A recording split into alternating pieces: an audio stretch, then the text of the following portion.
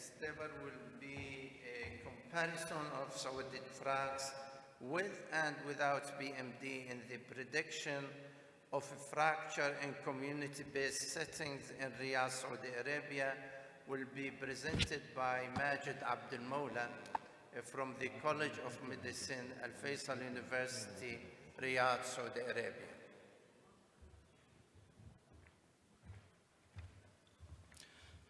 Good afternoon, everyone. Today's topic of research will be about comparison of Saudi fracks with and without BMD for the prediction of fracture in a community-based setting in Riyadh, Saudi Arabia. This is a list of contributing authors for this study. This is the outline of my research. I will go through the introduction, the objectives, the methodology, the results, the discussion, and the conclusion in this study. Regarding disclosure, the authors of this research disclose no conflict of interest or funding. So a quick introduction for fracks. So what's fracks? Fracks is the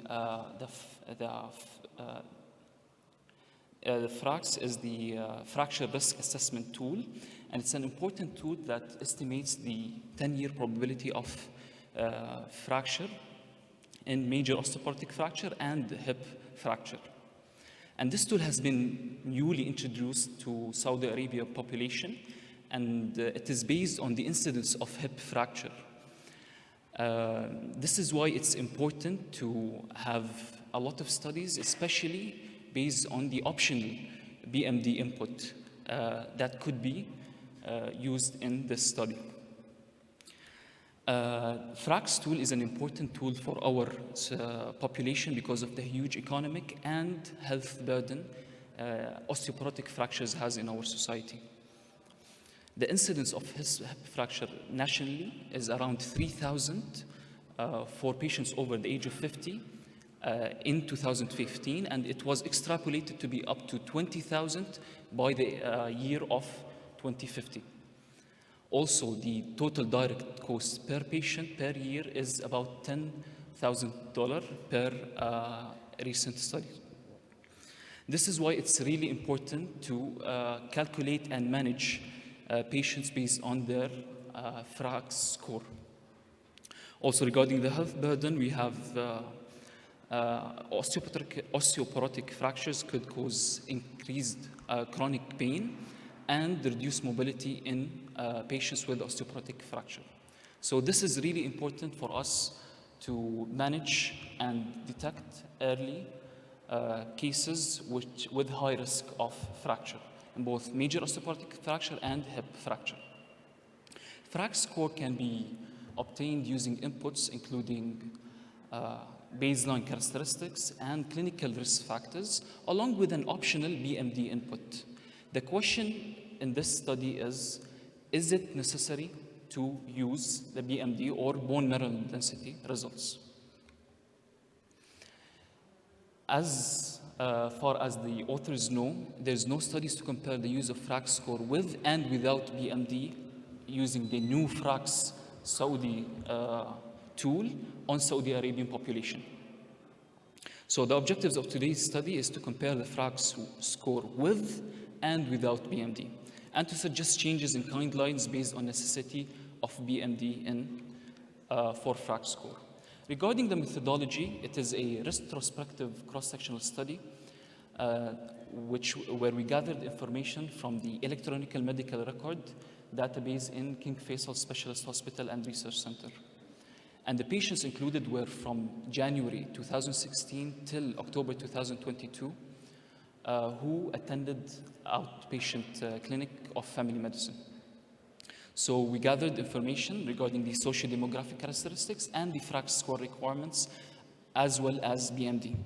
And the inclusion criteria was patients above 60 years old with no known secondary osteoporosis or previous diagnosis of osteoporosis. This is the Frac tool, and it's really important to specify exactly how we gathered the information. So ages between 40 to 90 were included. Gender, obviously male and female, weight and height, Previous fracture has to account only for spontaneous previous fractures and doesn't account for abnormal forces like that cause fracture, like in trauma.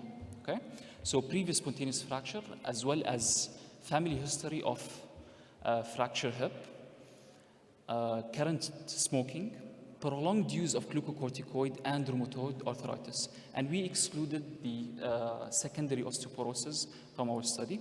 And in our results, we haven't found any patients with alcohol usage, according to our medical data. And finally, you will have the BMD data input. So how do we compare the results? The most common way of comparing the results is based on the FRAX thresholds for risk stratification. And according to the National Osteoporosis Foundation in US, the cutoff point will be 20% for high-risk patients for major osteoporotic fracture and 3% for hip fracture. However, these cutoff points are not applicable to our population because of this cutoff point is derived by cost-effectiveness data and regarding local epidemiological data of the patients in that population. So we couldn't use this in our results. However, other statistical methods have been used, including the mean, the median, the standard deviation, and the interquartile range. This is a quick summary of the results and the patients, of our patients. So the total number of patients is 1,431 with the mean age of 68. 25% were males, 75% were females, 53% showed obesity, 32% showed overweight in regards to BMI. And when it comes to the age group, from 60 to 65, we had 37%. And our data comprised of patients from 65 to 69-year-old in 20% of our data. And from 70 to 74-year-old, 17.4% of our data was in that age group. So again, what about the clinical risk factors that we already mentioned? The current smokers in our study were about 1.5%, rheumatoid arthritis around 1%, glucocorticoid use or prolonged glucocorticoid use were around 5.5%. Previous fracture was about 5%, and parent hip fracture was about 0.2%. Obviously, some of these results are skewed, most likely because of the nature of our study and the limited data, including the current smoker, which underestimates the prevalence of smokers. I'm expecting more of a 6%, even though in this age group it should be low. And this could be caused because of the missing data bias from our study. And this is our results regarding the comparison. The median and major osteoporotic with BMD and without BMD were 3 and 2.9 respectively, with 1.5 and 1.3 interquartile range. And when it comes to hip fracture with BMD and without BMD, it's 0.5 and 0.6 respectively for the median. And when it comes to the interquartile range, it's 0.8 for the hip fracture with BMD, and hip fracture without BMD, it is 0.6. So in conclusion, our study shows that the use is comparable with FRAX with and without BMD, and this is important because DEXA is expensive and FRAX without BMD is a cost-effective measure. DEXA is not available in all areas in Saudi Arabia, so this could be of great use in rural areas or areas where there's limited access to DEXA testing. FRAX without BMD can be used to determine management pathways without the need for BMD in many cases, and we will talk about the role of BMD in the FRAX score.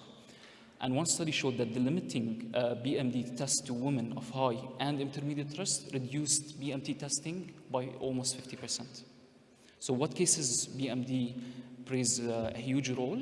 One study showed that, proposed that BMD testing could be reserved only to intermediate and high-risk patients. And there are certain populations where, certain population with certain comorbidities, FRAX without BMD won't produce accurate risk for fractures. On the in early stage breast cancers and in rheumatoid arthritis.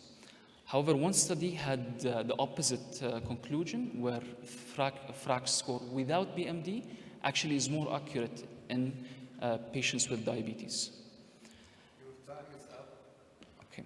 So, final conclusion, FRAX with BMD versus FRAX without BMD produce almost identical risk scores. FRAX without BMD will be helpful in situations where access to DXA is limited, and it's important, and the importance of establishing fixed thresholds for FRAX risk stratification for more clinically relevant results cannot be understated. Thank you. Thank you.